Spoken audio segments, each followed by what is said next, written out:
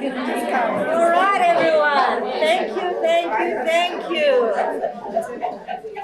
This is my favorite part of Afems conference, my personal favorite part, because it melds together two of my favorite three things. Afems, Black Feminist Killjoy Reading Group, and the Art on Our Mind project, which I'll tell you about. I do have other loves that are not related to any of these things because I'm a very complicated person, otherwise known as human. So, welcome everyone to this Art on Our Mind creative dialogue with artist Mary Sibande. Yeah.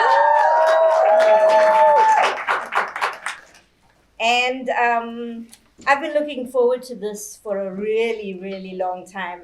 And so I am really grateful to Mary for making time to come out all the way to Makanda here. It is a real privilege to be able to have a conversation with you. Joining me in this conversation is Londiwe Mshali, who's part of the Afems team, and an MA currently doing her MA in Fine Arts at Wits University, and Nono Matloki, who is an independent visual artist based in Johannesburg, but coming from Pretoria. So I was really moved by, is it non-policies? What she said about coming from a township, because I come from a township as well, and in Durban, and for me visual arts was always an avenue out of that, just like books were. I found myself in artworks and in books, artworks grounded me, books took me out of that confines of the township. But it really was when I encountered Bell Hooks's Art on Our Mind that I started to understand, because for me it was completely groundbreaking. Of course, it doesn't matter how late you come to something. If it's groundbreaking for you, it's groundbreaking. But Bell Hooks's work was fundamental in speaking back to how important representationality has been, the power of representational life and death, and who has that power. But also the kinds of critical essays that she looks at photography, she looks at visual arts, she's looking also at the intersections with popular culture in that book, speaking back to the importance of that in terms of how we represent ourselves, how we see ourselves, what causes us to feel apart also from certain genres. Because even though I had art at school, it was only after I sort of came to Wits University for my second MA, I realized how elitist fine arts were. Because up until that part, you go to Durban Art, the Durban City Hall. Downstairs is the library. The second floor is the Natural History Museum. On the third floor is the art gallery space. And there's a big dinosaur that's going through all three floors. Loved it. You take those things for granted because you can walk up the stairs. There's no gatekeepers. And then once you sort of start to get into the field itself, you understand the kind of the elitism, the gatekeeping that's fundamentally involved in something that is colonially called fine arts. But which we kind of avoid that word because I think more of creativities, and that's what these amazing scholars have opened up for me, that we've always been involved in creativities. And so nobody has ownership of creativity and creativities because it's a fundamental human trait.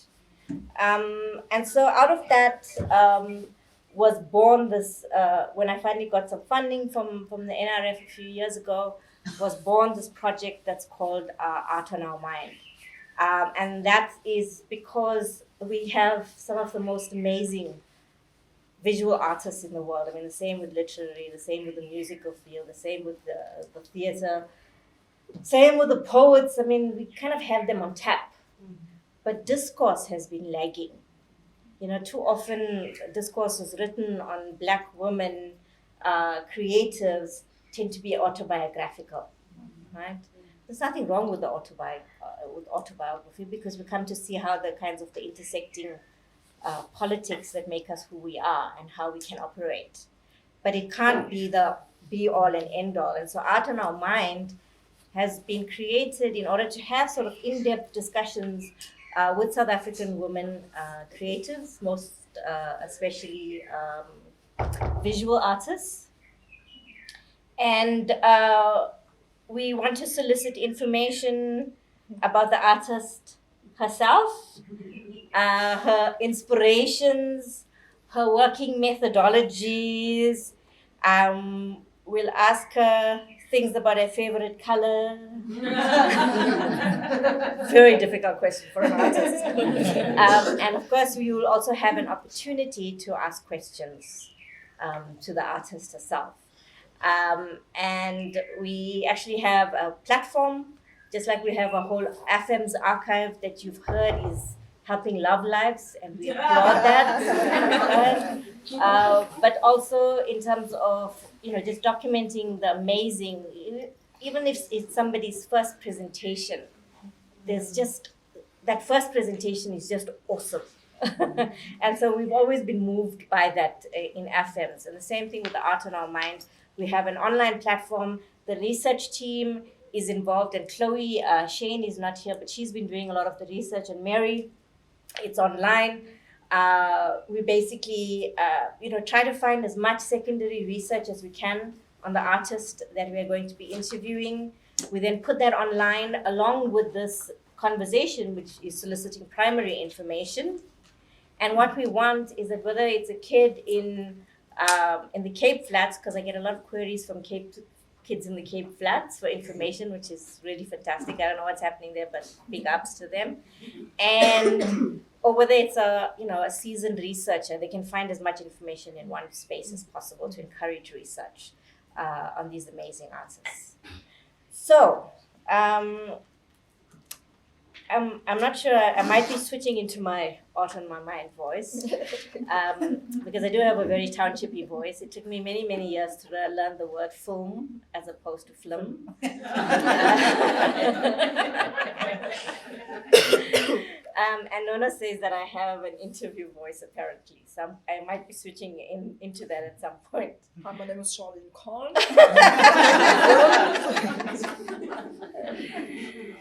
So, welcome, Mary. Thank you. To Afems 2023 and to the Art on Our Mind research project.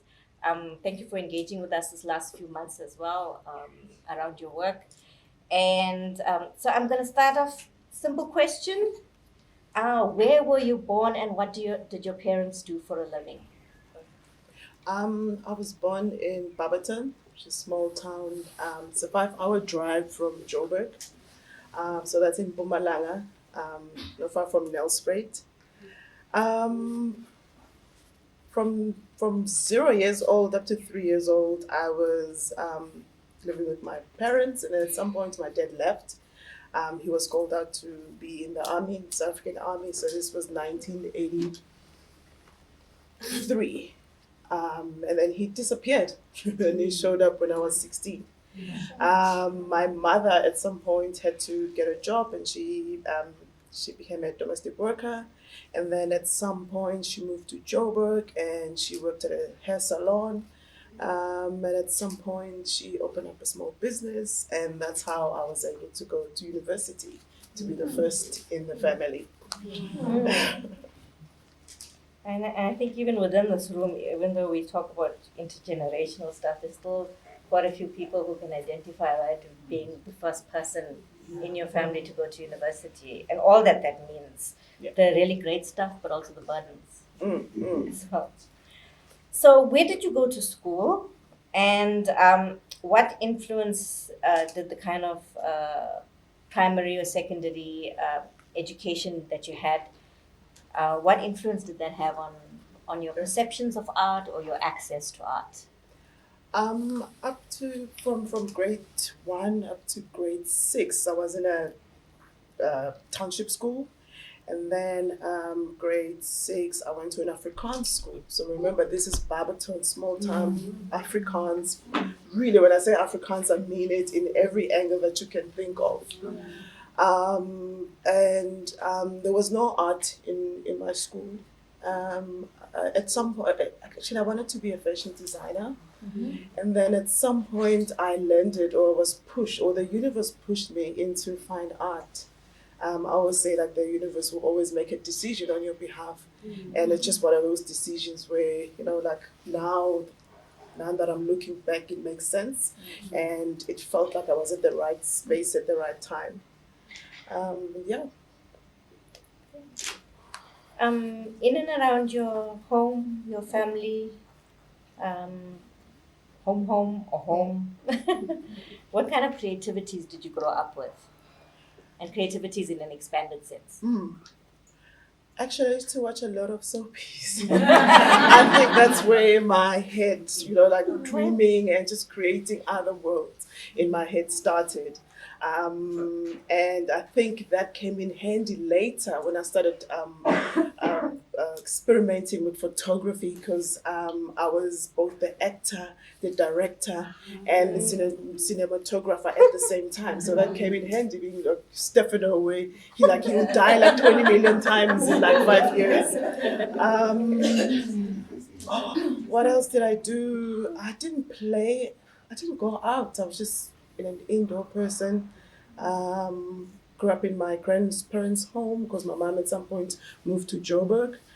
I used to make things with my hands. I used to draw a lot. I used to buy clay and make dogs, which is funny. Like fast forward a few years later, now I'm making these life-size dogs, which we'll later talk about. Yeah, I think there has to be a lot more scholarship done on Days of Our Lives, right? I promise you, papers must be written out of these soapies. Yeah, because that was my first introduction to critical thinking. Was my mother watching these soap operas, and she said, "Come see here, come see here," and I'd be like, "What?" She says, "John Black has been running past the same tree 3 times." Which is so unlike my aunts, like going and visiting them, and they'd be talking about, and I think they were talking about a neighbor, and for half an hour, Sammy did this and Sammy did that, and then I was like, oh, Sammy and Days of Our Lives. That's what we were talking about the whole time. So yeah, no, I'm really glad that you made that reference. You went to Technikon Johannesburg. Yes. How did this experience at this Technikon set up your skills for your career later on?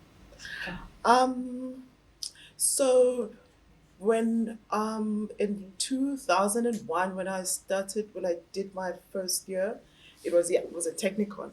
So mostly it was just about think of an idea and then create it with your own hands. So we were taught to make things. So that's why you can lock me up in a room and say, make a dog, I'll make it. Weld something, I'll do it. So we did everything from clay to casting with silicone to working with round bar. And I think that's where I got my skills,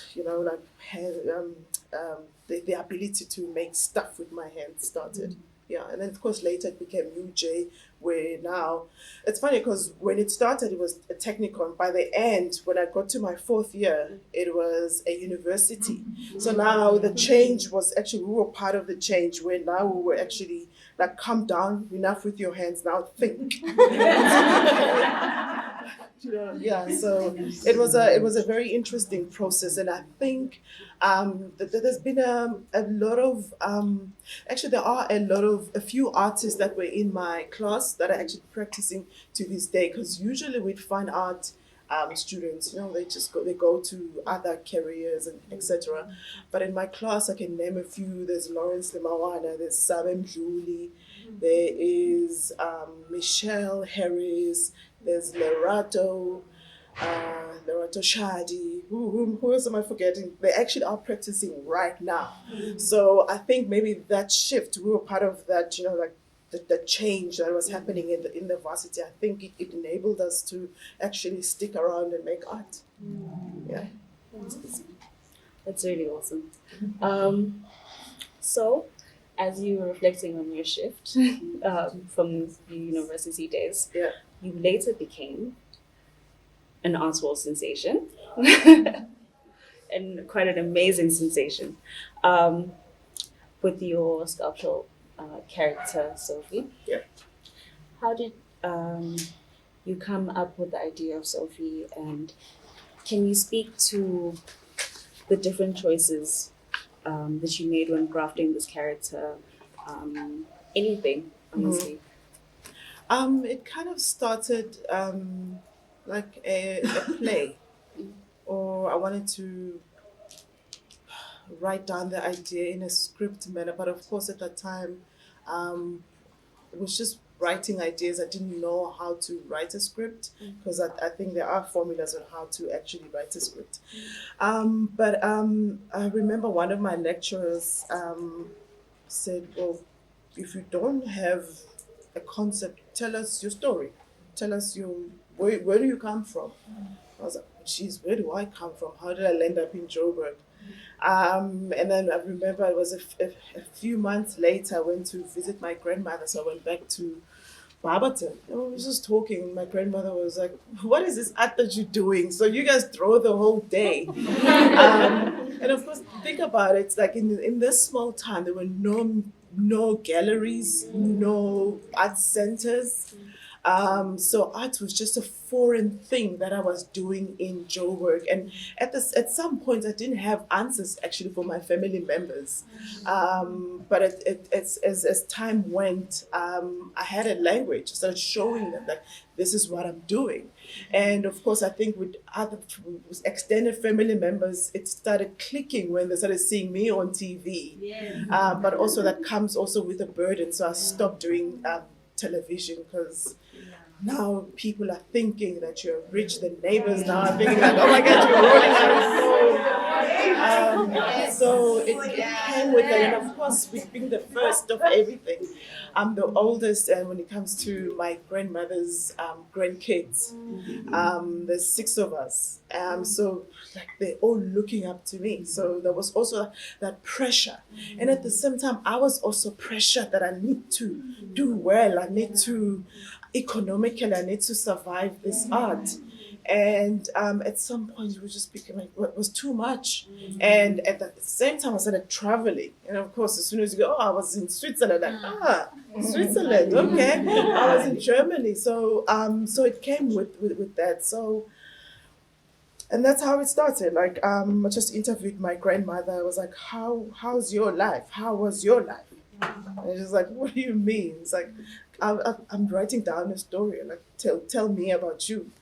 And what clicked was she didn't tell me what she was doing. She told me what she wanted to be. And I think that was for me, that was the birth of Sophie. I was like, I want to tell a story about something that will never happen. I want to tell a story about something a wish, and hence the eyes are closed all the time, denying reality, being in the space, being inward, not making eye contact with anyone. Because as soon as you engage with the outside world, then you have to take in whatever the viewer or person is giving you. So she's in her own world, creating whatever she's creating. You'll see that with the comments, you see with the props that and then especially with this work right here, I was so my studio at that time was at August House, and there were a lot of Zionist churches around there. I think there were about 6. So every Sunday we just used to see like these churchgoers wearing the Zionist uniform, all starched up. And what attracted me to their fashion was they regard themselves as soldiers of God. I was like, I like that part, and I wanted to take that. And of course, I grew up in a very Christian household, so I wanted to take Christianity and marry it with my own kind of thinking. Now I'm living in the city, so this urban way of looking at life, and at the same time combine it with my all-time love, which is fashion. So this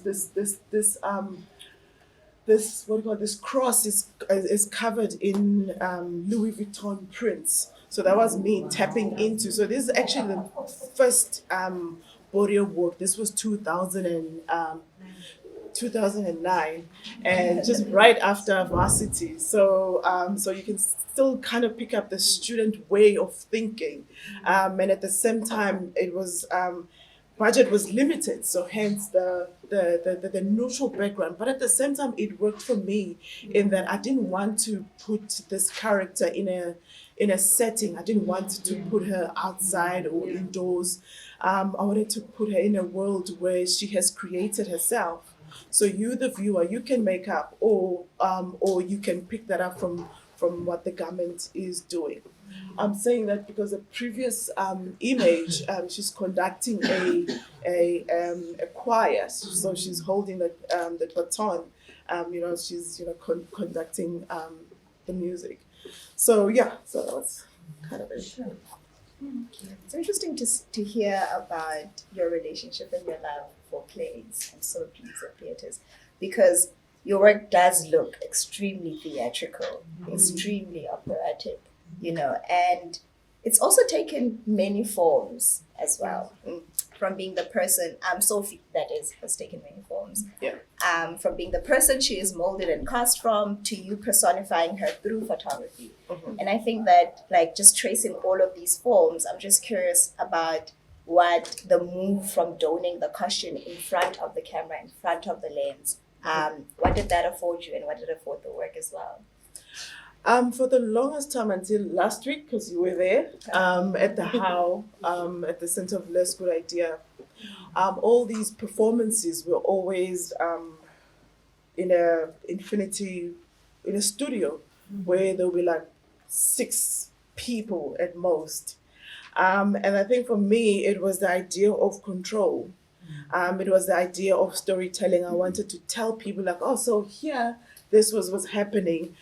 So that also gave me the control of being the cinematographer and also the director at the same time. So I'm giving you a package, because unlike if you come to the performance, then now I have to think of the theater or the democracy of theater, meaning that while we are all sitting here, if you are looking over there, you need to get an experience. If you are looking over there, you have to get an experience. But this allows me to give you a perspective. So you don't choose, I choose. I give you. Yeah. Okay, that was a great lecture. One for the books. So for the first time, I allowed people to be in the space, and so that was kind of nerve-wracking at the same time, and it felt like I was breaking a spell for since 2008, and then now I'm letting people into this world that I've always been creating, and it's just telling people now, people are in there, like looking live. So it was kind of, it took a lot. It was also interesting to see that transformation on stage. Because I think when you were transforming into Sophie on that stage, I was consistently thinking about how there's Superman and then there's Clark, but we never really get to see them in the same room. And that made me think of how the alter ego is not only an aspirational identity and a conduit to our other selves, but also a self that cannot be in the same room as who we actually are. Like, we can't be in the same room in those ways. So I'm wondering if there's ever been a conflict of identities between you and Sophie in those ways. Well, the thing is, Sophie is me. Like, she is that shadow that follows me. As much as I can say I'm the first to have a passport, I'm the first to travel.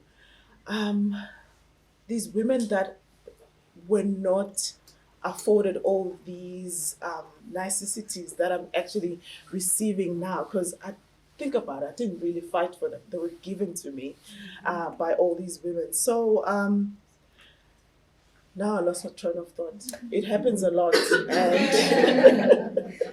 And Sophie. oh yeah, big Sophie. So for me, it works in that way, because I I can choose. I can choose to be Sophie.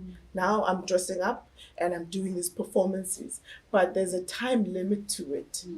Unlike my grandmother, she is who she is. There's no like, oh, just take it off now, done. There's no cut. So that world of just going into a real world and also in this fantastical world that I've created, it's it speaks of that. So there's a movie actually, Sophie's Choice. It speaks of these choices that were afforded to me. I can choose, I can be, I can control, I can push back, I can pull. So for me, it speaks of that freedom actually. Yeah. It is interesting to hear that you do think of it as you as the same person. So then that does lead me to ask you, like, when you saw Sophie on billboards in 2010, did that feel like seeing yourself on billboards? I always refuse to think about all the milestones that I've achieved in my life because I feel like I don't want to have an ego. Ego is a killer. Ego is a dangerous animal. And once you embark on it or you become it, you have to keep on feeding it. And for me, these are people's stories. I have to respect what I have taken. And also it's a burden because sometimes you get cousins calling you to ask for school fees money and you're like, oh God, I have to give because you're in that center stage. But at the same time, I always tell them like, guys, if I did it and I'm doing it, it means it's in our DNA. It means like we can do it. But sometimes it's a difficult position to be in. Speaking of having this moment of you can do it, there's been a lot of cultural movements around Black women and young Black artists, young Black visual artists who have been allowed to explode in the South African visual arts landscape in a way that hasn't really been done previously before. How do you feel? Do you feel any pressure from this? And how do you feel as a Black visual artist witnessing this? It's great. It's amazing. I think the more the merrier. And I realize like actually I have influenced a lot of young artists. And I hardly ever say this. I think it's time that we talk about us. And it's time that we write books about us. It's time we make objects about us. Because I think that it will make us understand us better. And I'm saying this because what I've also realized, I'm also in that bus, is a lot of South African artists are actually talking or exploring ideas on identity. And I think for me, it's the idea of wanting to know what are we, who are we, and where do we see ourselves. And so it's actually quite an exciting space. So the more the merrier. So, because I feel like once you walk into that room, don't close the door, open it. Yeah. So, Mary, there's been quite a dramatic shift. We associate you very closely with Sophie, or you are associated with Sophie. But of course, Sophie was a start, and what's become clear, even in an image like this, is that Sophie has always been more than what she's been boxed into. And that there's a desiring and there's an attention to imagination and the possibilities of imagination. If not to change the world out there, but starting with yourself and what you can give yourself, the kinds of freedoms you can give yourself within the confines of your imagination even, or within the possibilities of your imagination. But there's also been, in terms of, in recent years, there's been a shift from Sophie to the purple, Yeah. and now to the red. And it's been from this acknowledgement of a person that was constrained by history, but given flight through imagination, to this kind of tussle that happens between the purple and Sophie, to now this emergent red that's glorious and resplendent in the red of anger. Do you want to talk us through the journey that we've seen you come through? So this work actually was I was in Brazil. So what I always do when I go to any country in the world, I usually take the red bus.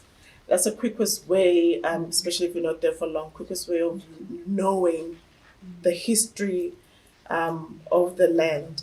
So so now in Brazil, so we stopped at this cultural space, and then I learned about the capoeira. So the capoeira, the martial arts, the slaves were practicing it, but in a disguise of dance. So the idea was later they will take over the master's house. So this work was actually, so while I was listening to this man talking about this capoeira and the history and its origin, I was like, I can see it. It's just these two figures. Now in my work, I thought, well, two figures will be the old figure at that time. It would be Sophie, and then meeting a new figure. Now the blue and the purple are meeting. So the purple for me was, as I mentioned, like my work is is biographical. It's based on women in my family who are all domestic workers. So this baton of servitude was passed on from generation to generation up to me. So now the purple, I thought of, well, if I were to be in the same space as the blue figure, what kind of figure would I, the figure that would represent me would look like? So I came across text by, actually my partner introduced me to text by Deleuze and Guattari on the rhizome. The roots, how they grow from one place to the next, and how they sprout out, etc. So I was like, actually, this kind of speaks about me, speaks also about my lineage, and also it gave a language on the fashion that the purple figure is wearing. And also when I was thinking of a color that speaks of me, or that color that should represent me, I looked at different colors. Of course, there's a spectrum in the world. And I came across the color purple. So for me, the color purple is about resistance. It's about fighting. It's about fighting against injustice, colonialism, etc. Because in Cape Town in 1989, in September, people were marching against apartheid, as people did in those years. And the apartheid police laced their water cannons with purple dye.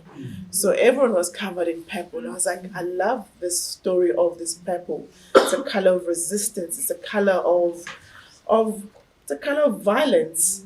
And so that violence was met with greater violence. And that's how you can stop violence. But at the same time, violence doesn't stop, it yields. So it was just this predicament. So this purple for me speaks of where I was at that time. So now the blue, which is my forebears, and the purple, which is me. Now these figures are looking at each other. They in a way, Sophie was saying farewell, because at some point I was like, I don't want to speak about these women in my family forever. They've been working for centuries and they worked for me. And at some point I need to put them away and just explore other means of making art, or other ways, or other concepts.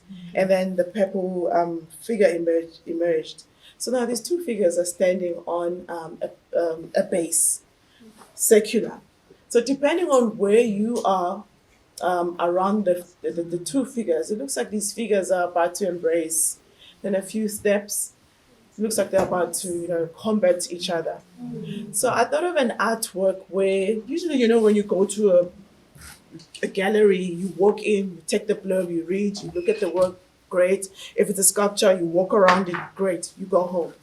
I thought of a work where you, as a viewer, you have to animate it. You need to work for the work, not the work working for you.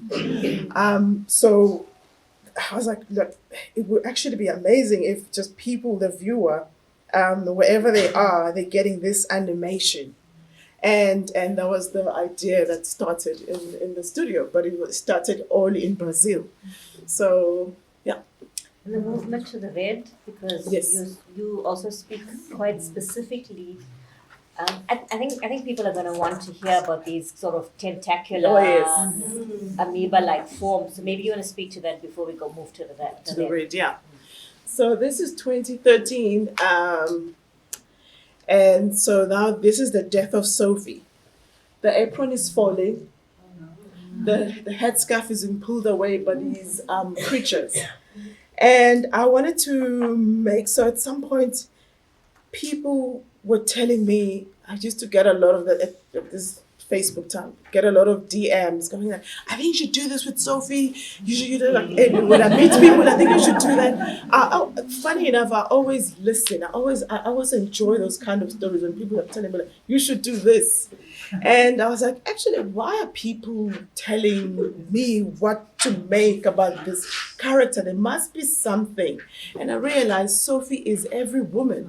She's your aunt. She's that lady that looks after your kids. She's the neighbor. So everyone feels like they actually own Sophie. And I was like, you know what? Maybe this is the end. So pack away Sophie. Now, I was like, okay, now that I'm in the studio, I just received the Standard Bank Young Artist Award. I was actually coming here, so I'm preparing to come to Makanda. I was like, I don't want to make figures anymore. I'm done. Now, what I want to make something that I've never seen before. Of course, this is a dream. You can't make something that you've never seen before. Whatever you make, it will always represent something. It will always look like something. And of course, this is the 21st century. We're not inventing, we're just remixing. There's actually a documentary called Everything is Remix. You should check it out. So now this was actually deconstructing the body, just taking it and taking it apart. And what does it mean? If I were to smash this figure with a hammer and take just a tiny piece of debris, let's just call it that. What if I were, and then put it under a microscope? How would it look like? It would look like these things. And my seamstress and I started making it. So I had to draw them because I need to make this. And I was talking to her. She's like, I can't see it. Can't see it. I was like, and I started drawing it. And then, so at some point, her and I, we spoke, we had this symbiotic relationship that it's as if she saw my head or what was in my head. So made these, I call them non-winged ceiling beings. So these things, like they take on an organic form. And now I was like, and then I had them in the studio. And then at some point I started hanging them. I was like, actually, it makes sense that I hang them. And then the viewer just mazes around this purple forest. But I felt like there was just something missing. And brought back the figure again. I was like, these creatures, they need the mother. So think about this. If this was a moving picture, the figure will actually push out each creature and hang it, push out, hang, push out and hang, to a point where now this figure is actually engulfed by these organic forms. So she's actually literally giving birth on stage. So this was actually also a performance. So what I did was with all the performances that I do, I usually have a brief with the photographer. I don't call myself a photographer because I don't follow the principles of photography. So it's always like a collaboration. Look at a Kanye West, I know, a controversial figure. Kanye West power video. And then combine it with, what's his name? I forgot his name. Also did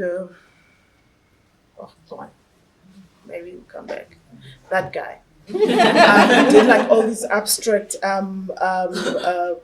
organic forms that were just floating in. They looked like they were floating in water, but actually not. Oh, it was coming. Yeah. So that and so that I had to display all that, hang the creatures, and I stood in the center. But then at some point, the photographer said, "You know what? Because you are into details.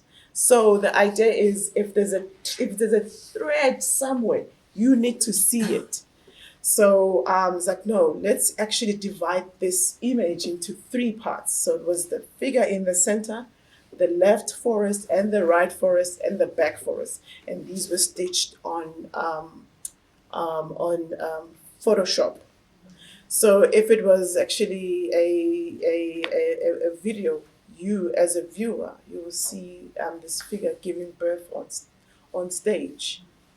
So that was the purple figure. As we see in the next slide, we're seeing here you're showing us this move from the blue to the purple into now what is a major character now for you, the red. And the red was conceived while you were pregnant. So do you want to tell us a little bit about this and about the Domba dance? Yeah. So so this is 2015. I'm pregnant. Lying in bed, I didn't do anything. I think it's true that there's actually a thing called the pregnant mind. I was just sitting at home, didn't go to the studio, and what I've also realized that when one is pregnant, you're highly emotional. You laugh when it's funny. You cry when it's actually sometimes you don't need to cry. So I was like, it was just a different phase in my life, and I just couldn't recognize myself at some point. And I was addicted to watching the news. And I also listened to 702, which at some point I stopped. There was just this darkness that was spread on the radio where, we're going down as South Africans. There was just no hope. And I'm pregnant, lying down in bed. And I'm like, oh God. So now imagine if a world where I can actually fix the world. So there's an image, I don't know if you have it, where I actually did a shoot where I was pregnant and then I had these dogs being sent out. So that was the beginning of, so this is a sculpture, but yeah, it's close to it. This one. So I was 7 months pregnant, and then so I work with a foundry. They're actually in White River.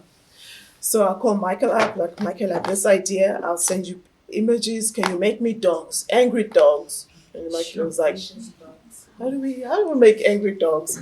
I was like, just make hellhounds, combine that with wolves, but at the same time it's bear. Everything must be exaggerated. The teeth are actually not your normal Staffordshire Bull Terrier teeth. They are hyena teeth. So and you can see that the body is tense. You can actually hear the snarling of this. You can hear the sound. And this actually image is breaking the fourth wall because it's pouring into you. So this is actually life size because we printed. And these dogs are coming into your space, and that's the idea that I wanted, like, to have that feeling as you standing in front of it, and have that experience as a viewer, as if these things are just about to jump on your face. And so now these angry dogs are actually jumping into our space, and this work speaks of emotion. So going back to me being pregnant, being highly emotional, and I was like, if as a visual artist, if I were to speak of emotions, what kind of visual icons would I use? So in isiZulu or in the Nguni languages, because I speak Swati, in the Nguni languages, when someone is angry, they're angry, they become a red dog. Ukwatile uphenduke inja ebovu. So these are the red dogs. And when I was thinking of the breed, because so many breeds in the world, in Barberton, where I grew up, outside the city hall, there's a statue of Jock of the Bushveld. Jock of the Bushveld, you guys know the story. There's literature, there's movies, and even animation and video games about this dog. How loyal and obedient this dog was. So I like those characters when they were describing this dog. So I took that dog because that's the dog that I used to see every day. And of course, as South Africans, we have a different relationship with dogs. Whether you're thinking of the shepherd, the German shepherd. The German shepherd is always there's a white man always holding it back, a policeman. So you've seen that images everywhere. So I didn't want the German shepherd because it wasn't close to me. And also it was just one of those dogs where, like they repeated everywhere, and I didn't want to associate myself with that breed. So for me, it made sense to take this dog that I used to see as a child going to town every day and then just turn it into a hellhound, going to fix the world against injustice, against colonialism, against slavery. But this is all a dream. It's in the studio. And how does the red dogs then work with the red? With the red. So now the work started expanding. So the dogs were the first introduction in me speaking of emotions. So they were the first introduction. Like if I were to speak of emotions, of course there's so many emotions. Like in English, the usually the locus, which is the container, is associated with a few emotions, whether it's love, joy, and joy, anger. But in the Nguni, it's much more broader. It's tolerance, intolerance, impatience, patient and impatience. So it goes on and on and on. So these dogs for me were the starting point, and now I introduced the red figure, which she embodies this anger emotion. And I feel like this is where we are as South Africans. There's just a lot of anger. And this is what I picked up while I was lying in bed listening to the radio. There was just protests everywhere. People were burning down schools, which to me still to this day doesn't make sense. People were burning down stuff that will actually help us in the future. So I picked up a lot of anger that is actually going around in our communities. And I was like, is this the legacy of apartheid? And while I was questioning myself, and these titles came into mind, the rise, the fall, the legacy. So for me, the rise would be the purple border work, because it speaks of these Black women who were limited. It was actually double discrimination in that they were Black, and secondly they were women. And then the purple border work speaks of the fall. So the 1986, which was like a few years before the first democratic elections, yeah. And then now speaking of the legacy, so this gathering all these stuff that makes us and making work out of that. This leads me to just looking at all of this work, and also a terrible beauty is born, the purple ones before. The ways in which you work with mythology, fantasy, world building, symbolism, makes me wonder if you consider yourself as a realist artist. Can you talk us through? Well, you have talked us through this work, but yeah, would you think of yourself as such? I usually don't box myself as this type of artist, because as soon as you are in that box, you can't jump out and go to another box. So it's just about where I am at that time, what I'm thinking. And this work actually, so clothed in the skin of righteousness. So I learned that there are two types of anger. So there's righteous anger and unrighteous anger. Righteous anger seeks restoration, and unrighteous seeks destruction. So this work speaks of that, where these hellhounds are now clothed in this in sheep's skin.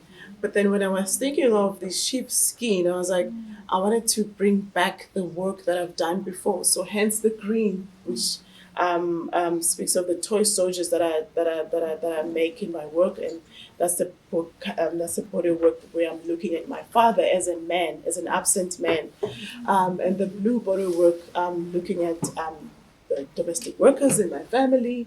The purple that was me, how where I see myself and how I see myself, and then the red is the emotion, like the anger, exploring that. And then these hellhounds are actually hiding under these sheep heads, and this red figure is placing or about to place the sheep's head on the dog, at the same time petting it. If you go back to the Domba dance, we'll come back to here, this work right here. So imagine if it was a moving picture. So the work where the title right now, where the purple figure is sending these dogs out.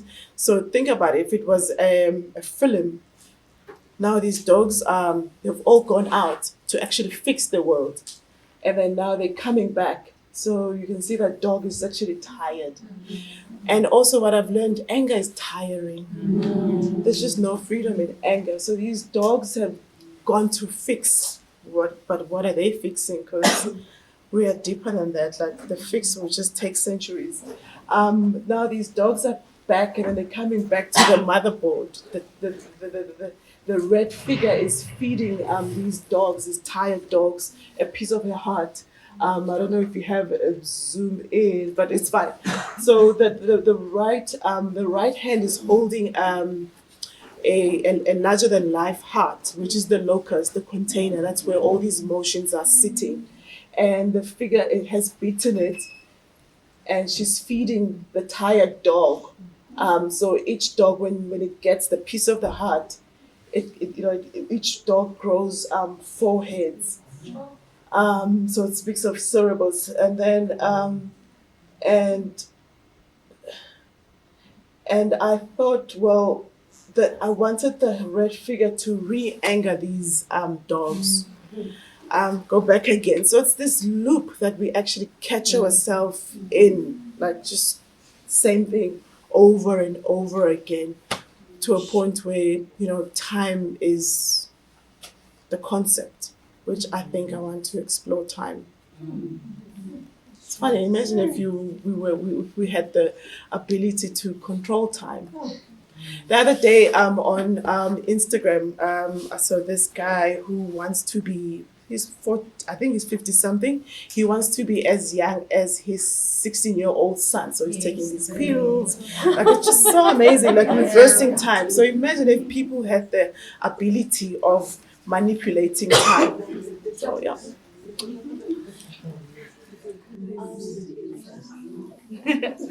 So earlier you spoke a bit more about the red dogs. Yeah. Sorry. Sorry. Earlier you spoke a bit more about the red dogs and how they came specifically from the saying in Swati. Yeah.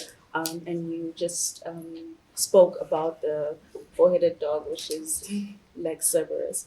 I wanted to ask you if in your works are there any other mythologies that you are grappling with, particularly from Nguni side or in just general culture?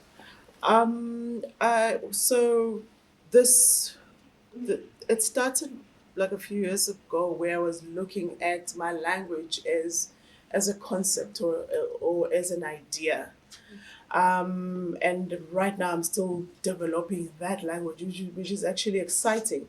Because I feel like with the other works, it's just, when you feel like something is done. And then with the red border work, it feels like there's still just more I can learn about language.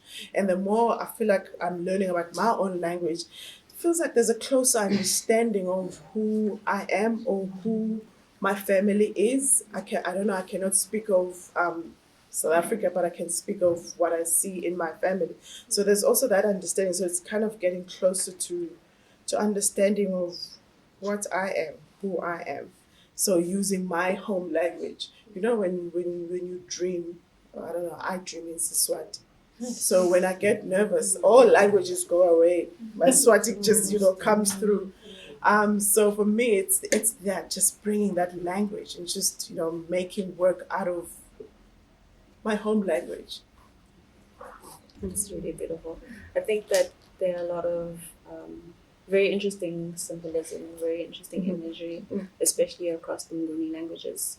But going back to, you spoke about design, imagination, and I wanted to ask, I'm very curious about if you could tell us a bit about, in your practice, how you frame desire and imagination as a tool to recuperate Black women in post-colonial South Africa, in apartheid and in democratic South Africa. But there's a danger in being a savior. But what I always do is I speak of my position. And the thing is, I know my position is not unique. There's a lot of people who can relate to it. So I always just avoid going like, that community is doing this. I always go, I am doing this. We are doing this as my family. Yeah. That's really beautiful. Actually, this work right here was actually influenced by what's his name now? I forgot. Yasuke, yes, we spoke about it a few years ago. So it's also speaking of history. I always question history because history is that one story that we are given. So this just by chance I stumbled upon this this character Yasuke. So Yasuke was a samurai, and he ascended to the highest rank of being a samurai, and he was African. So now this is like 400 years ago, where we are told that Black bodies did not move freely. And then here is Yasuke in Japan, being on the highest rank. I was like, so now it made me think like, what is this? Sounds like history is actually a story, not actually an actual documentation of what happened. So this work for me, I was like, when I came across the story, I was like, I need to make work out of this character. So important in my life right now, and it resonates with what I'm thinking and how I see the world and how I relate to the world. And of course, this figure is holding the locust, the container of those emotions, and she's holding that stuff. So you can also imagine with the stuff, the golden stuff, you can imagine the dogs. They're somewhere, they're lurking. Yeah. And it's not just dogs, right? Because there's also, you're working with horses, Yes. you work with doves, you work with vultures. So there's a lot of animal symbolism in your work. Yeah. So can you speak to us about why this animal symbolism is so important to the kinds of ways in which you're speaking about society, both in terms of from the personal, but where that personal meets public. So the vultures for me, they work as sweepers. They are the cleaners. So after the hellhounds have destroyed and ripped apart all that is not good in our land, the vultures will come and clean up. And so how I thought of these vultures was one time I was reading about the Tibetan funeral, the sky funerals, where they just chop up the body and then just feed it to the vultures. So it's that idea of the circle of life, just beginning is the end is the beginning. I know it's so violent, but it's so beautiful and just giving back to earth. So I was like, I like this idea of having vultures that will come and clean up. And then from the cleaning up, something beautiful will come up again. So so that for me it's Is this how you want your funeral? yeah, Like a whole bunch of vultures out there. just Okay. eating up, devouring me. So I don't know if Seshlorana, can you move to sort of image 20 and 21? So this is the we're seeing some of the vultures there. Yeah. And then also in 21 as well, this use of toy soldiers, right? And you've already spoken to that in terms of your father and being called up into the army and then sort of disappearing. And that actually just speaks to some very complicated personal history, but it's a history that's familiar with so many people in this country. I mean, when you speak to Lebo Khanye, when you speak to Lebo Mogul, I'm sorry, Mabusela. She calls herself Mogul. Yeah. But it's an incredibly sad story of fathers who have either chosen to or because of circumstances could not be in the lives of their children. But also, that's not a past situation. That's still very much a present situation Totally. with a continuous single mothers that we still have bearing the burden. So maybe you want to speak to us, because I mean this work also was at the Venice Biennale, right? Yeah. In 2011. And I think continuously, can I just add to that? I think I'm also curious about the extent that this anger that you're working with goes to. Like, is it also Mary's anger? Sorry. It is in a way. I think we should be angry. Anger gets shit done. No, anger gets things done. You part Afrikaans and Barberton, eh? So the story of the toy soldier. It is a story because it became a story. But the absent fathers, it's not. It's so South African. It's so around the world when it comes to Black communities.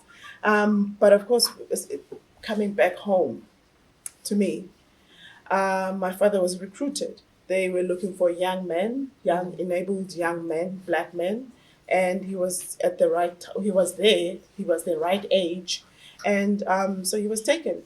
And also, it was also another form of a job. He needed to buy bread. He needed to take care of his family. So a lot of young Black men were taken away because of that. So the story of or the concept of toy soldiers in my work came about when I was looking at the family album. So my mother had about 4 photographs of my dad, and 2 of them he was wearing an army uniform. And the other one he's carrying an AK-47. I don't know, a big gun, big machine gun. So when I was thinking of like, how do I actually make work around my father? Because at some point I was making work about women in my family, but there was just this other side of my life that I was actually wanting to dive into and explore and just study. And the toy soldier came about.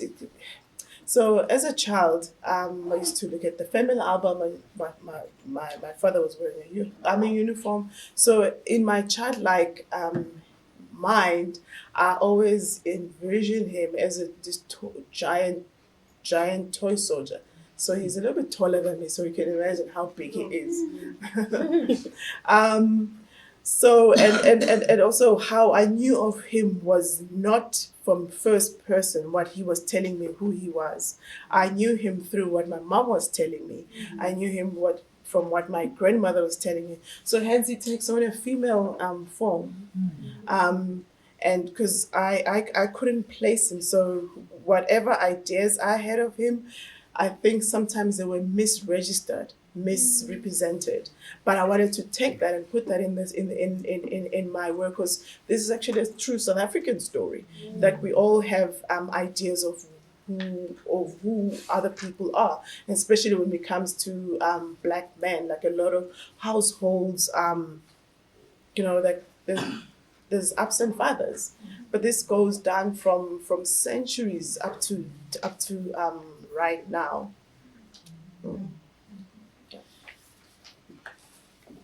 Not last question, but Yeah.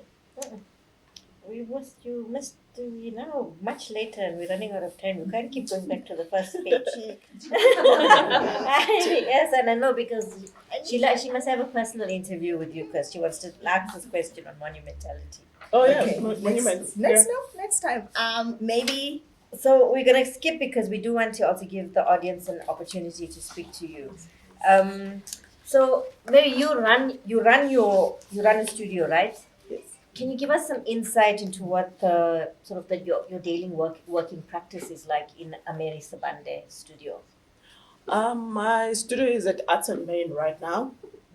So I am William Kentridge's neighbor. So once in a while he'll come and see what I'm doing, and I'll go also see what he's up to. The studio feels like a 9 to 5 now. Now that I have a child, unlike before, I'll just wake up whenever, make work, whether it's 3 o'clock in the morning or whatever time, I'll make work. But now I have to be home because I don't want to be an absent mom in the name of art. So I drop off my son at school, go to the studio, pick him up at 3. So between 8 o'clock and 3, that's where I make work. And so this discipline has been working for me for the last 3 years, and I've been, just making sure that when I'm in the studio, I don't play. Just work.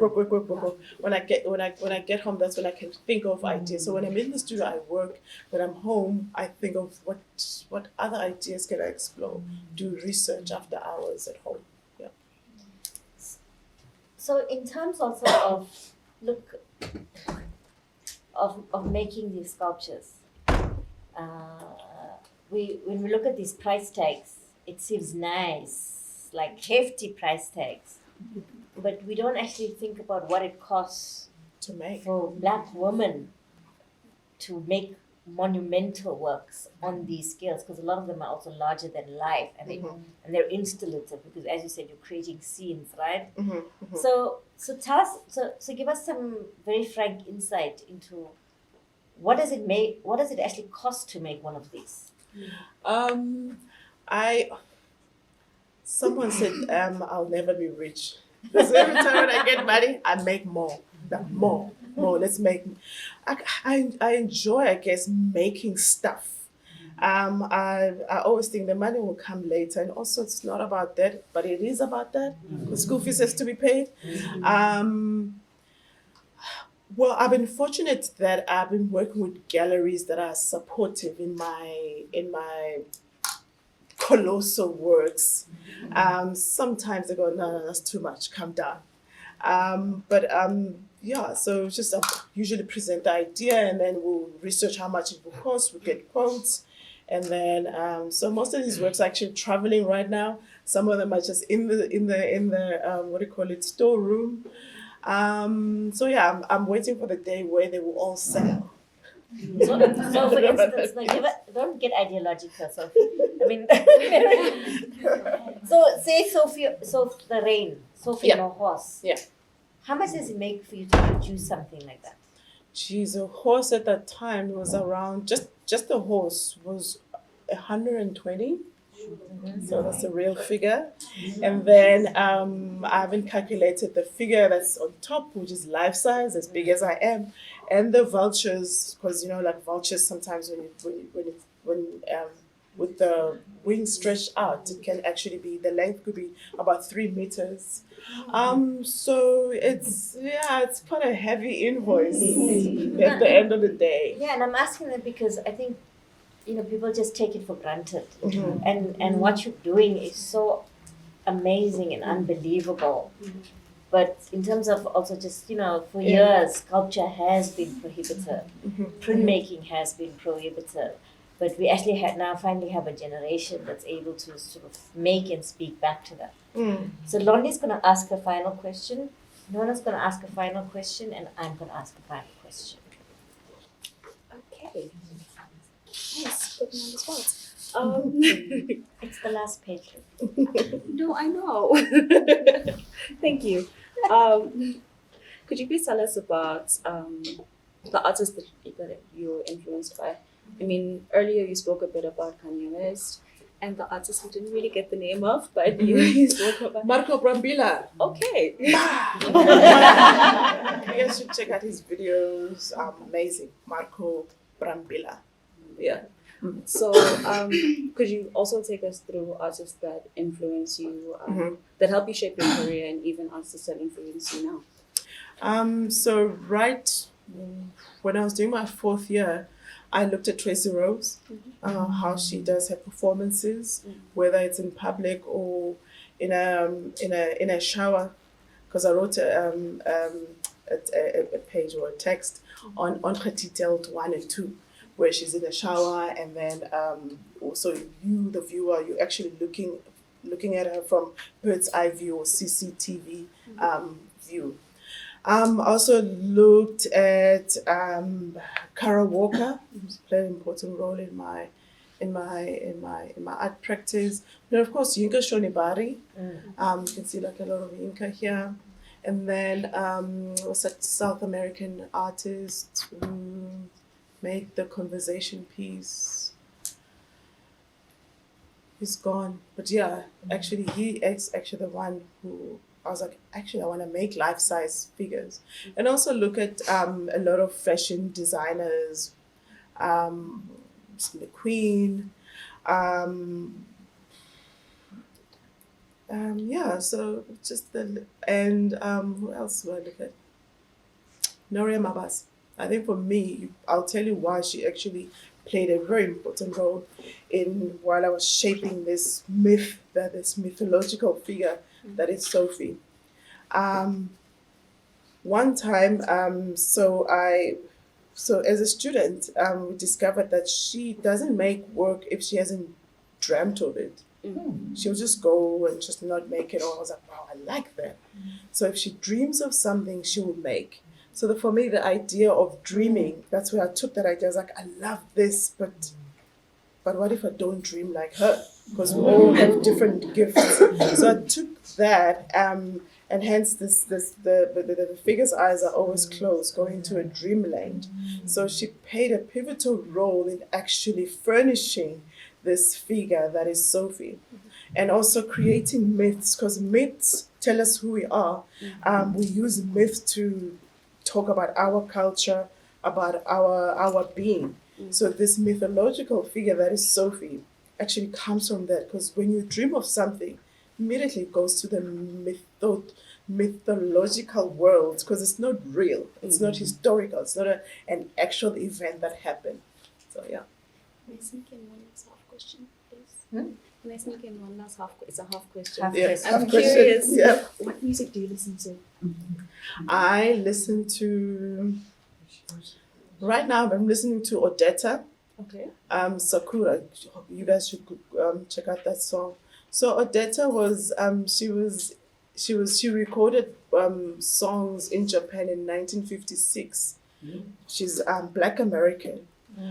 So for me, like this woman going to Japan and just singing this foreign language, and so at some point, even though I don't understand, I don't know, I can't speak Japanese, but you can hear that actually it's, at some point she kind of speaking, the accent is not really Japanese, it's just off, but I love that.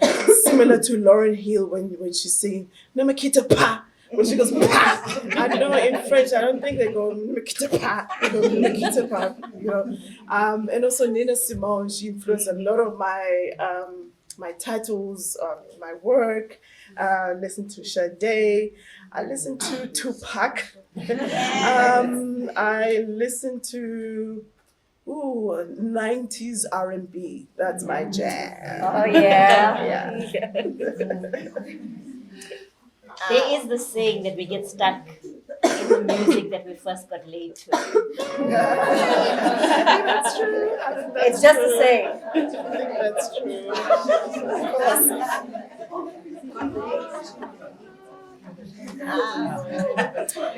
With my last question, you touched on it a little bit. I wanted to ask about, it's not really about how motherhood has affected your work, but it's just that I want to prompt that, which you said when you're talking about work that you're currently busy with, and you were talking to Kendrick about the hands. The hands, yeah. Yeah, so I just want to prompt that question. So to just get to the question, I'm just going to ask how motherhood has affected your work, and also like where your work is currently. It influenced me a lot because when my partner and I were thinking of making a baby, the purple body work emerged, like the giving birth, and then the creatures. So in my head, I was like, now there's going to be this creature that's growing in my belly, and then I have to take care of it. So that was So hence the creatures being pushed out on stage. It has influenced me in that it actually pushed me in thinking and investigating and making work about emotions. And of course, when we speak of emotions, a broader range of emotions, but I chose one, and that was anger. So I don't think if I wasn't pregnant, I don't think I would have thought of emotions. I don't know, maybe. What else? The hands. So right now I'm making small works. I know, like I make like monumental works where it's like larger than life. And then now I've actually made them small. I've shrunk everything. So now it's like this size. I've been meaning to make small works, but what I've realized is that small works, you need to be patient. You need to have the heart. You need to sit down and sculpt this thing in clay. And at some point, I was like, I really have to do it. And then I stopped because I don't have the patience to make hands. Hands, those are the most difficult things that you can sculpt, because they might just end up looking like sausages, like 5 sausages stuck on a ball. So one time my son, so he's into Harry Potter. So he was playing with Harry Potter. There's this figure, Voldemort, which is like 30 centimeters high, and then Harry Potter. So he's like playing. So they both have magic wands. And I looked at the Voldemort hands. They're so perfect, because usually with toys it always simplify. But these hands, I was like, I'm gonna take these hands. So I took the hands, and now his doll doesn't have hands. I took the So I took the hands. Now I've started making. So now I'm on edition 2. So I made 2. Then I'm going to jump into the third one, because it just made life easier. I didn't have to think about making hands. So now my son and I enjoy going to toy shops, because that's where I'm always looking for hands. I'm also always looking for how the body proportions. But most of the time we don't buy anything, which is also funny with him. Like we all actually go and look. He also likes looking. Like usually kids were like, I want this, I want that. Once in a while you go, okay, can I have this? But we enjoy going to toy shops and just looking at toys for different reasons, of course. Yeah. Okay, so final question, Mary. So can you tell us, are you in fact a manifestation of God? And if so, what kind of offerings would you prefer? God complex. I always stay away. You might want to look at the image behind you.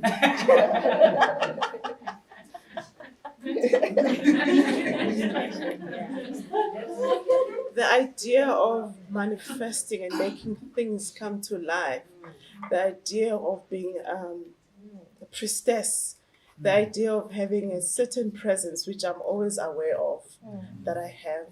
I don't know, it could be my height. People are always intimidated. It used to make me feel some kind of way when I was younger, but now I own it.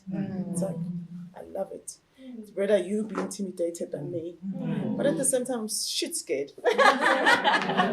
So this work, so for the first time, we shot in actual location, not in a studio on an infinity wall. So there's a decommissioned church in Cape Town, and decided to make these stained glass windows. And this I call the figure, the purple figure, the purple and red, the high priestess, just manifesting, calling out whatever you want, just call it, it will come to you.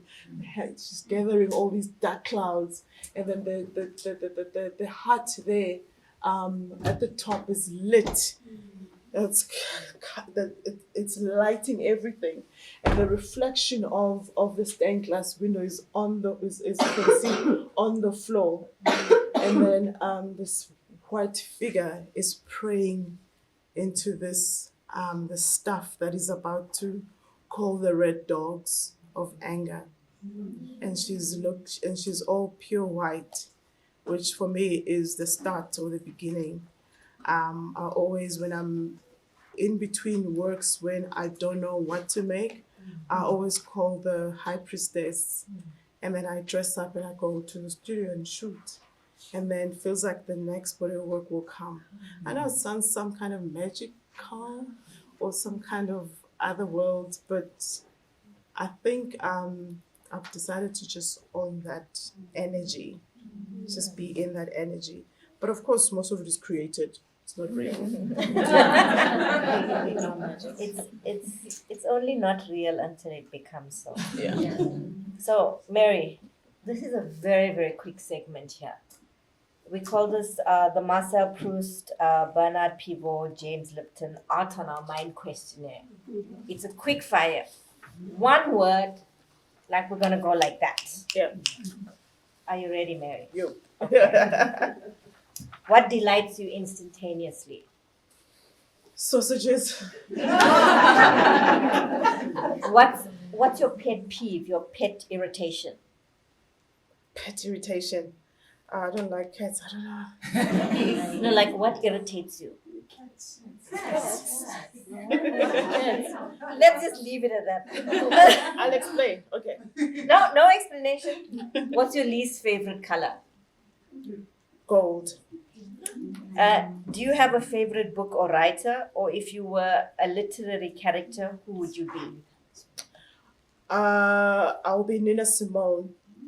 Who is your favorite artist? Favorite artist, visual or music? You're answering these questions however you want. Go for it. I would love to be a combination of Sade, Lauryn Hill, and Nina Simone. Do I need to ask you who your favorite heroine is? I know it might sound corny, but my grandmother. Yes. If you could wish any one artwork into your life, which one would it be? Ooh. Ooh. Do I? Quick pause. Quick, yes. I don't. I can't think. Come on, Mary. Jeez. Quick, Mary. Next one. Mary,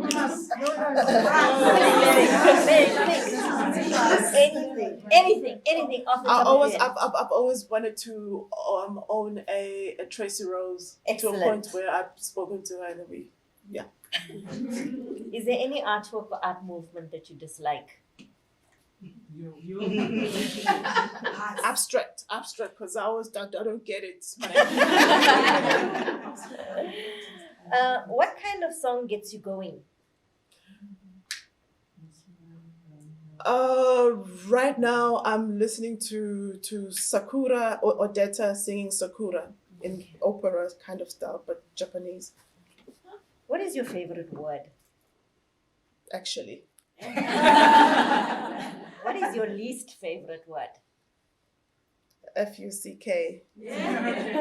What turns you on? New ideas. What turns you off? Not making stuff. I don't know. What makes you laugh? What makes me laugh? Happiness makes me laugh. What's your best virtue?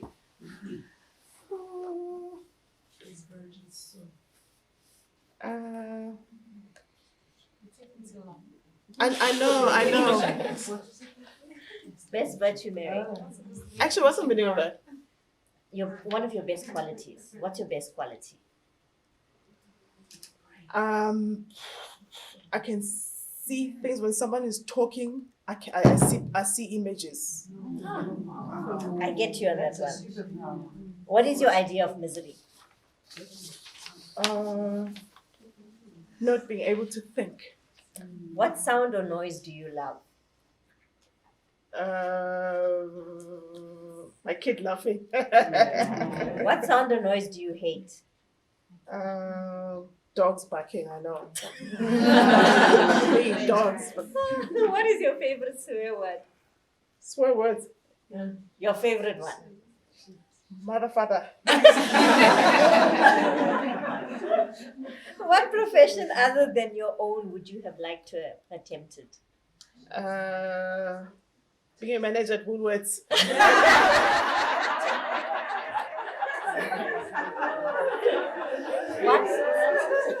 What profession would you not like to have done? Not like, teaching takes a lot to teach. Right now we have a few students in the studio, and it takes a lot because I just get myself like being in their world and get so frustrated because sometimes they're not seeing it, and I want them to see it. So One word, Mary. I know. Oh, yes. Sorry. How would you like to die? Oh, I want to disappear. Oh. But my son has to know that I'm dead. Sounds a little bit like Moses, okay? All right. If heaven exists, what would you like to hear God say when you arrive at those pearly gates? You're good. You did amazing. Mary? You did amazing.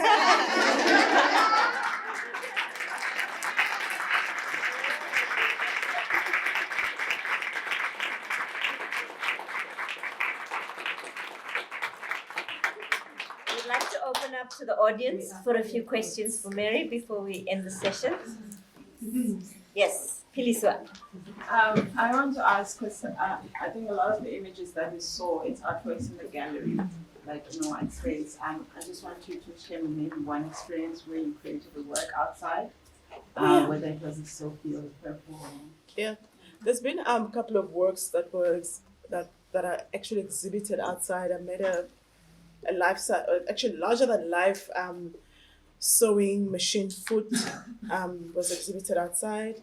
There's a sewer in the field where Sophie, so the action is she has seeds on her blouse, and the idea is she's throwing them out. So it's made out of bronze. It's standing outside a museum somewhere in the US. I forgot. There's a couple of works that are actually outdoors out there. Yeah.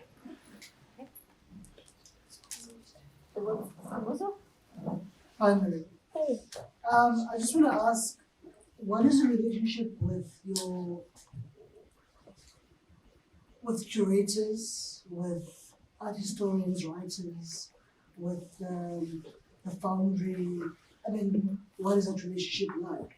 Yeah. Because also I'm thinking of like the provenance of your work, beyond the gallery. Like what happens if you die? Who owns this work? If I die, my son will own everything. So I made a will. There's a will. You have to be responsible like that. And his name is Mafa. It means inheritance. But it's a family name, so it wasn't planned. It wasn't planned. Relationship with curators. Open studio. If curators an idea I love new ideas. I love being invited to stuff. I love being challenged. I love being told, like, you know what, how about if you try something new?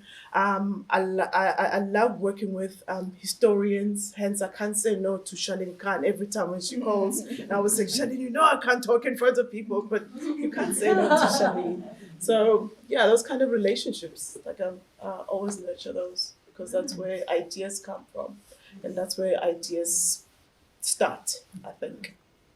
And relationship with foundries. They're actually my third hand, the foundry. It's like, can you make me a voucher? Because seriously, time doesn't allow me to make all these things that I have in my head. So I always have someone else has to help out.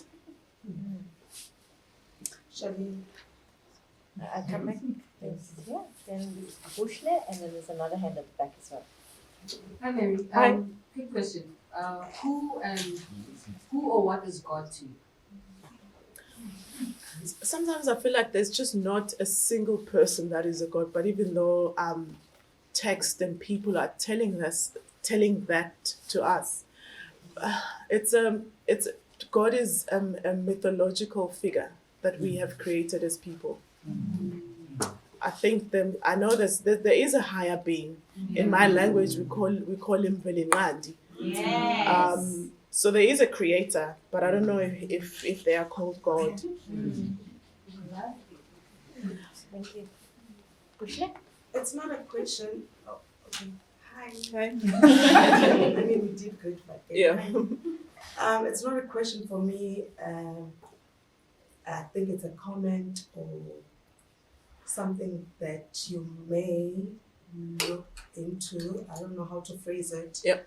But I think or something in me from how you speak of your son, I think he might be your next you or Mary or Yeah. whoever. But in a male version Yeah. or from your father or I don't know. I just thought I should share that. You with could be you. right. He has a different way of thinking. I say this because he's on the spectrum. So the way he sees things and how he actually is looking at life, I love how he's thinking. And what we always try and do, his father and I, is just saturate his world with the things that he wants to see. And we're fortunate that he goes to a school where there are a lot of boys like him. And you can see like he thinks visually. So in a few years, I don't know. But whatever he wants to do, maybe it might just be, I don't know. No, I meant you Yeah. doing work of him. I don't like people making work about kids. There's just always something. There's a thin line where it's just it's disturbing. Yeah, the P word. He may feature because he did actually feature as the creature in that kind of way. Not him just being in the work where you see him.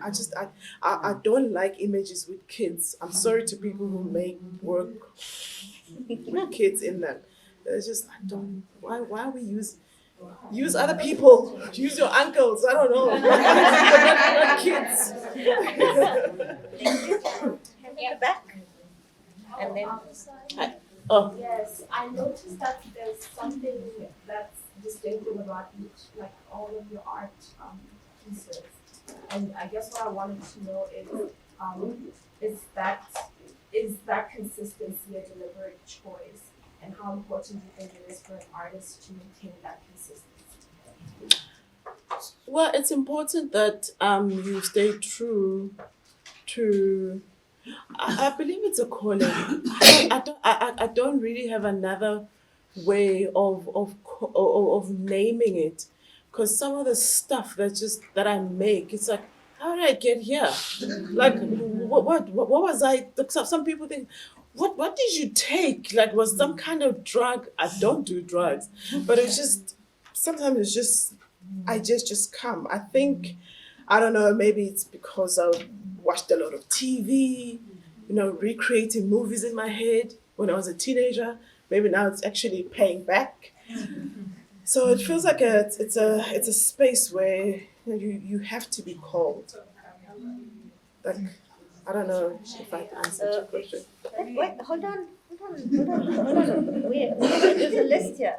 Nadine, Kata, Pamela, and Slendile. And then we're going to take one last question after that. It's already a hand. Where? Yeah. Sorry, I can't see. Who is this? Okay. So after Slendile, then? Oh, so I just wanted to start anecdotally by mentioning that my father is from Barberton. Yes, so I also have all those childhood memories. What's your surname? Moonsab. Ah, Well, I guess on the Indian side of Barberton, Yeah. which was another enclave of the Barberton. no, I thought you were going to say Patels because my mom used to work for the Patel family. No, my family didn't know Yeah. anything. They were school teachers. Yeah. Yeah, so like I could also see that visually as a childhood experience, the jump of the bushveld, the stupid little train. And, yeah. So I found that so fascinating. And yeah, I just really resonated and connected with that. But also I think you were already leaning into my question from your previous response. That I think maybe artists don't articulate, well, maybe not consciously don't articulate their practice in spiritual terms, but maybe do you explicitly see it as a spiritual practice? And if so, do you build any kind of ritual, however mundane it may look? For some people, it's maybe making a coffee before you get into a zone or flow, or not. It's actually, my head is all over the place. I think that's how I can actually manage to make a dog in the morning, and at some point I'll stop and then make a voucher. And at some point I'll stop, like get into my small sculptures. So I like working with the ADD head. It works for me in the studio because it means that my hands can be all over the place. So there's no really like a structure. The structure is I am in the studio. So every day except for Saturday and Sundays. Okay. Thank you very much for this. This is so beautiful. For me, honestly, I see this, but this is the first time I've had experience to hear somebody speak of their work in visual arts. And I'm just going back to your experience growing up where you said there was no examples for you, so you feel like this just came to you. So my question then is, do you mentor girls? What do you do in spaces where other girls, other women, other people do not have such experiences? Because I'm pretty sure they will call you for some of these salts and things like that. So how do you help to build that community of people that want to do work like this, but they don't have the what's the word? They don't have the one is lost in my head. The person to look up to or an image of it. So everything is in their head. But now that with the internet and everything, we have access to so much more things. So what is your own contribution to that space? More or less like your corporate social responsibility. Yeah. Actually, my partner and I have this mentorship program. Mention his name first. Oh, Lawrence Limawana is my partner, who's a great conceptual artist. If you have time, Google him.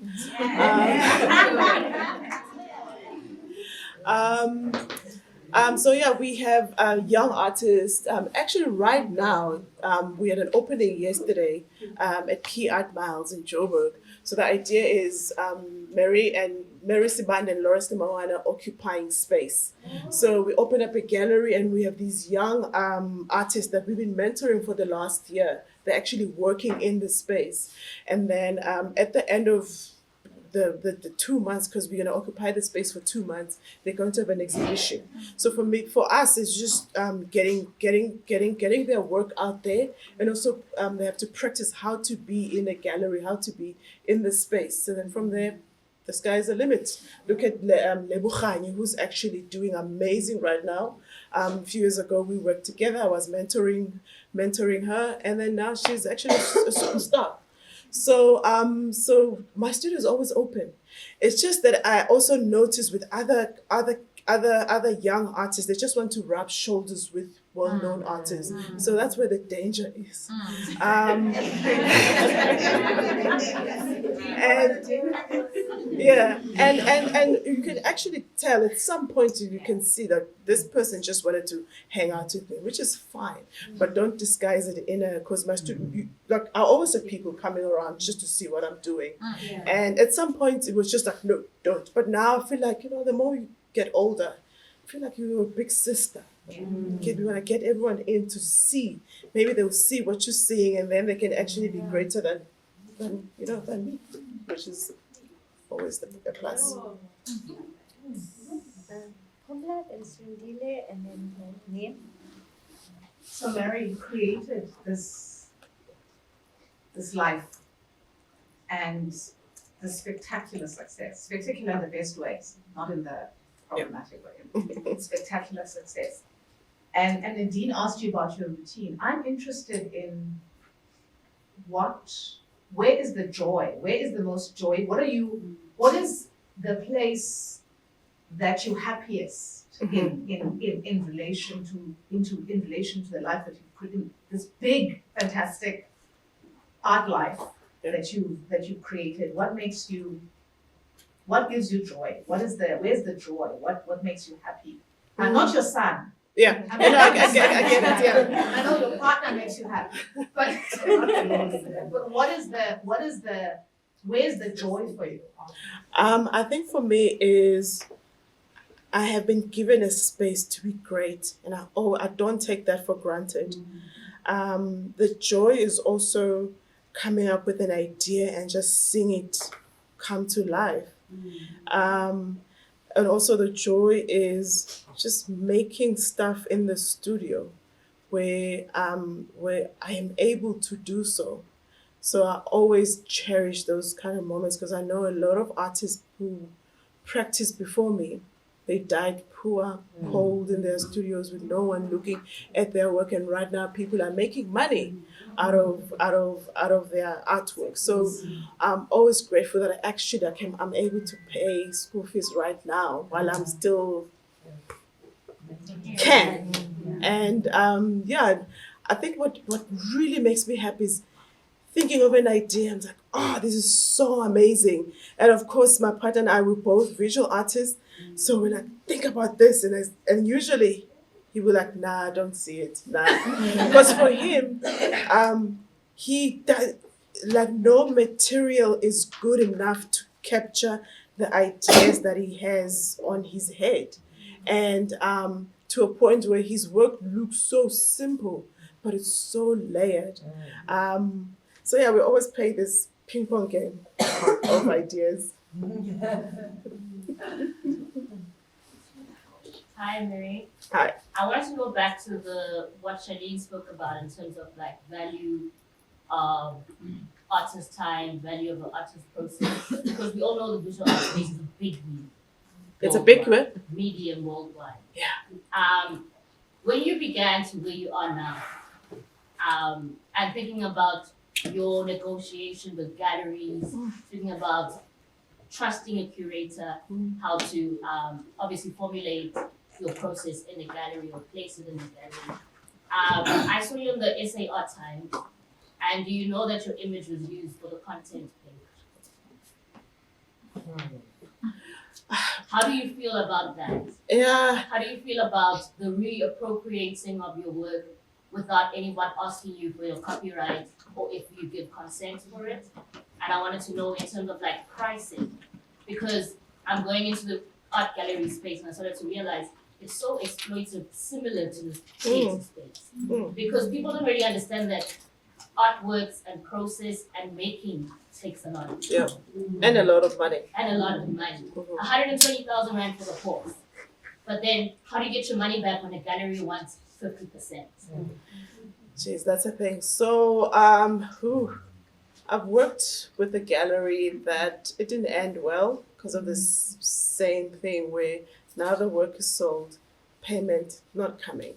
But he's been doing that for years, doing that to artists for years. I think it's just all about protecting yourself. Now, how do you protect yourself from vultures like that? Um, I think is might sound twisted, creating a need to be needed. Like you, now I'm letting out the secret. You have to make them think that they can't survive without you, but actually they can. They also do the same thing. Where you're like, you know, you won't be able to make work without our financial support. So it's like this back and forth, push and pull. You always have to just always be here, always knowing additions. If you're making work that has molds, always make sure that the molds are in your studio. Because when as an artist, when you die, people will just come and just take and take. But if it's in your studio, then you know it's all protected in there. But also, you can't let that be the thing that you think of, because you'll end up not making work. There are works right now that I don't have, that my previous gallery is still keeping them because he can. And tried lawyers, it's just didn't work, but that's another story for another day. Yeah. Your work is so visceral and so physical, so I was wondering what draws you to sculpture as your medium. Yeah. It's funny because I'm majored in painting. I got a distinction in painting.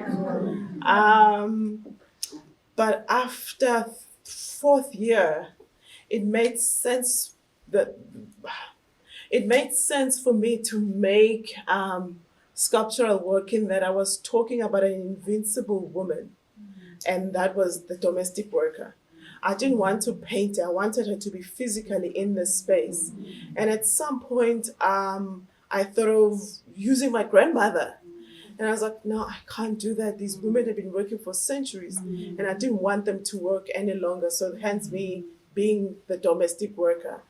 So it made sense that she was three-dimensional, 3D in the space where you can walk around her and feel her presence. Because if it was a painting, she would have been lost in the wall. So that was one of the many reasons. And I also realized that I was actually not so bad when it came to sculpting. Final question. Final question. Are we all hungry? I have a question. Final question. So, Mary, if you were to put you in a gallery, because I think a lot of the time there's this illusion that if you will not the institution, which is a gallery, how do you then move your work? And I was wondering, like, whether are you at a point where your studio actually, there's a system in place for you which allows you just to Mary Sibande, the brand, works for you, where you are able to, you have people who are doing stuff, like you have your own, how the gallery always come take the work when it's finished. But I think what's a process for you where Mary has her own space function? I'm slowly getting to how William Kentridge studio setup is. He makes the work and then gives it to the gallery because he's funding the work. He's putting money into the production. So what I'm also moving towards that route in that he tells the gallery that come and take this. It's not the other way around, because usually galleries will tell you, don't make that work, make this work.